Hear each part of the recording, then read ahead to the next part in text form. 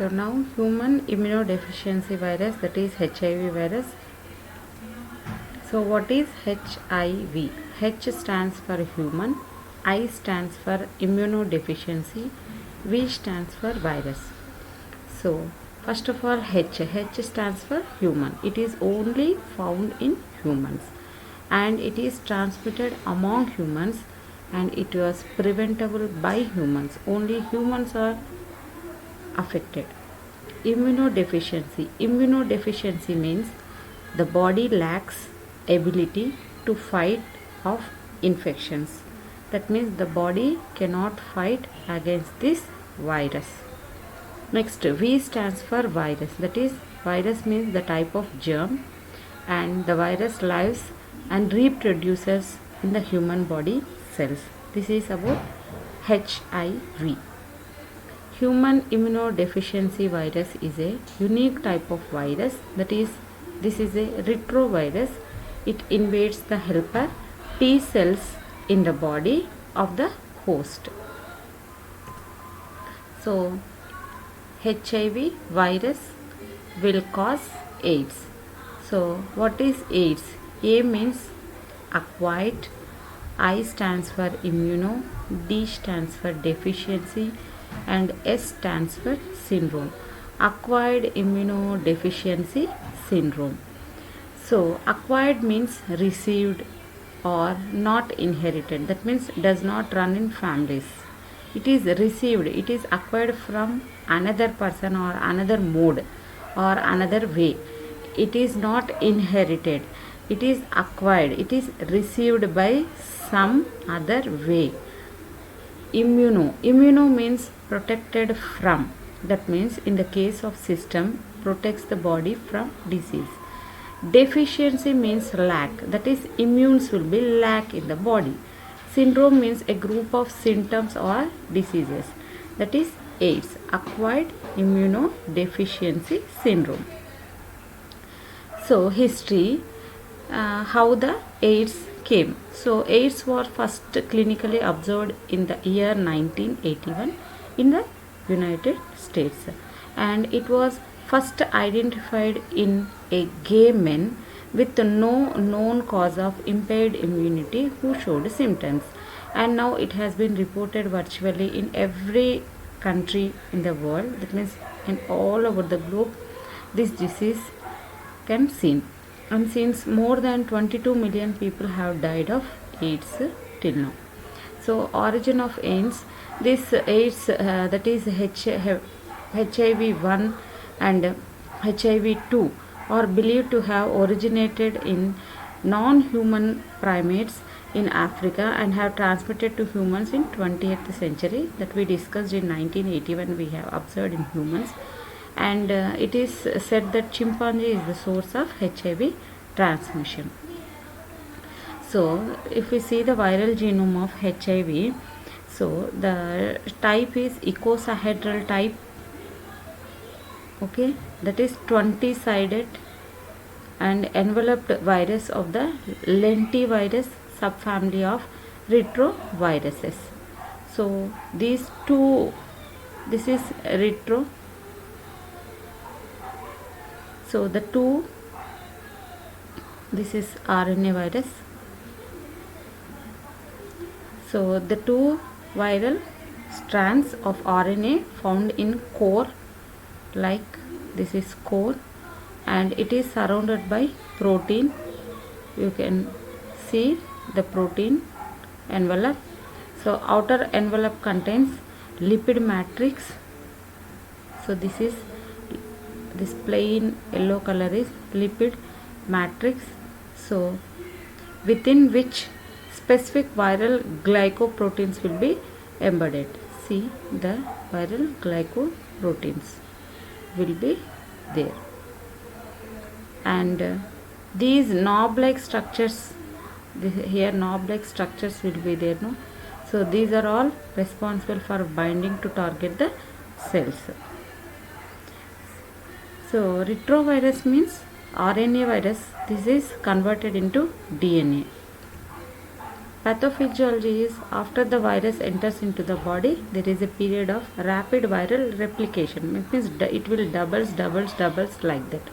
So replication will be there, and it will lead to abundance of viruses. That means lots of or unlimited viruses development will be, we can see in the peripheral blood.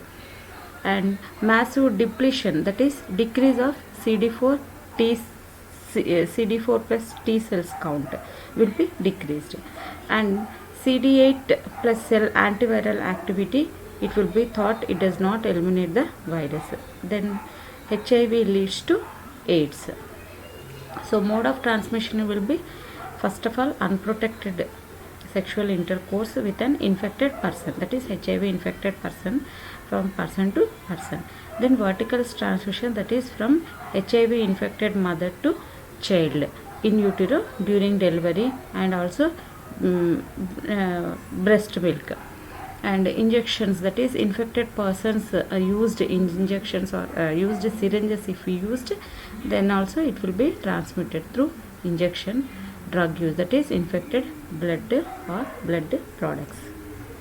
So how HIV cannot spread, or no AIDS, like by sharing food it will not spread, or by sharing bed linens, doors, knobs, telephones, towers, combs, it will not spread.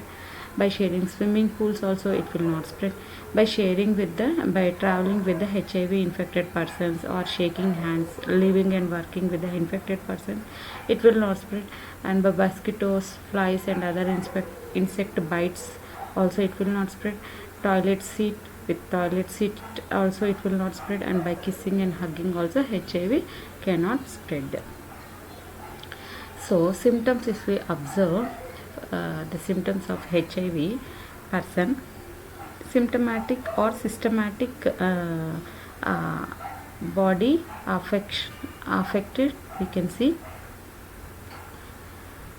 So centrally the patient feels malaise, headache and neuropathy, and systematically overall body, patient will be having fever and weight loss. Patient complains of pharyngitis, and in mouth soreness will be there, and thrush will be there. Lymph nodes will be, if we observe, there is lymphadenopathy. If we observe the skin rashes will be present, and in the esophagus there will be sore complaint will be there. We see the muscles, patient complains of myalgia, and liver and spleen will be enlarged, and gastric symptoms, nausea will be present. That is short symptoms like flu-like illnesses occur within 6 weeks after the infection, and mild symptoms will develop. Infected person can infect other persons. And stage 2 also asymptomatic, that is it lasts for an average of 10 years. This stage is free from symptoms, and there may be swollen glands. The level of HIV in the blood drops is very low levels. HIV antibodies are detected in the blood.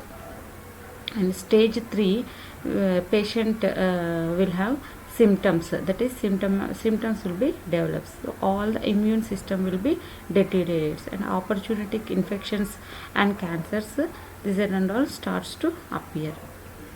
And finally fourth stage, that is immune system will be weakens completely too much, that is as CD4 cells counts will be totally decreased in number. So opportunistic infections associated with AIDS are, during this time CD4 count will be less than 500. Bacterial infections will be developed, that is tuberculosis, herpes simplex, herpes zoster, vaginal candidiasis, hairy leukopenia and Kaposi sarcoma will be developed. And opportunistic infection associated with AIDS, that is CD4 count will be less than 200, and other diseases we can observe, that is pneumocystic carinii, toxoplasmosis, cryptococcosis, coccidioidomycosis, cryptosporiosis and non-Hodgkin's lymphoma.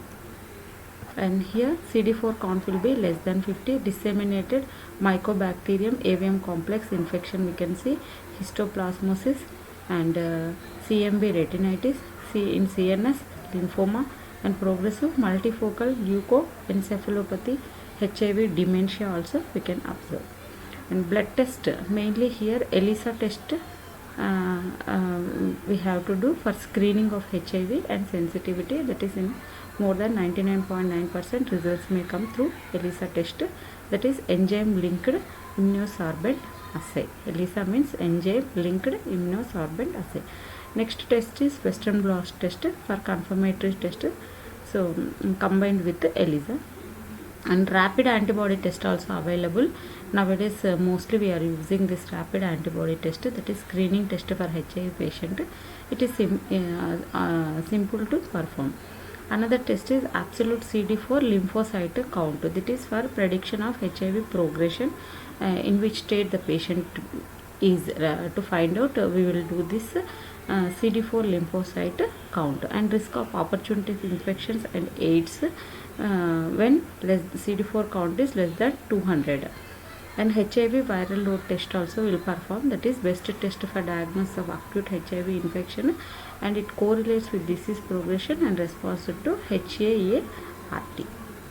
And urine testing also, that is dip testing. It is a sensitive as testing blood test and safe for screening of HIV, can cause false positives in certain people at high risk of HIV. So nowadays we are not using this urine Western blot test. Oral testing is, that is OraSure, that is only FDA approved HIV antibody if it is there that time. It is as accurate as blood testing only, when draws blood derived fluids from the gum tissue and not a saliva test. Here only blood drawn from the fluids, that time only this test can be performed. So healthcare follow-up of HIV infected patients. So for all HIV infected individuals, we have to check the CD4 counts for every 3 to 6 months. Viral load test also should be performed for every 3 to 6 months and 1 month following a change in therapy. Next, PPD should be checked, and INH for those with the positive PPD and normal chest radiography, that should be performed. And RPR and VDRL test should be performed for syphilis. If toxoplasma IgG serology, next CMV IgG serology, pneumococcal vaccination, influenza vaccine, timely we have to administer.